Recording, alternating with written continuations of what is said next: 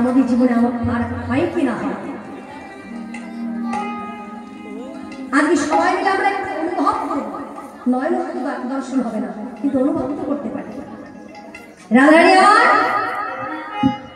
দুটি বাহু দিয়ে গোবিন্দকে বক্ষমাঝে জড়ায় ধরলেন। যেমন বক্ষমাঝে জড়িয়ে ধরলেন, বৈষ্ণব মহাজন এক পাশে দাঁড়িয়ে বললেন, হ্যালো দেখো শ্যামা, হ্যালো দেখো চন্দ্রমাদনে নিজ দায় ধনি শ্যামঙ্গে দিয়ে পাবো, শ্যামঙ্গে দিয়া পাবো। নাগরেরও বাহু সেখানো করেছে, বিথানে বসন ঘোষা, না সারো নিঃশ্বাসে বেসর দুলিছে, হাসি খানে তাতে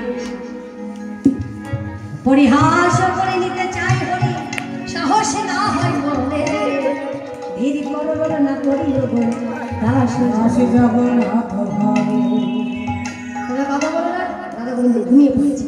এইবার রাধা গোবিন্দকে জাগাতে হবে।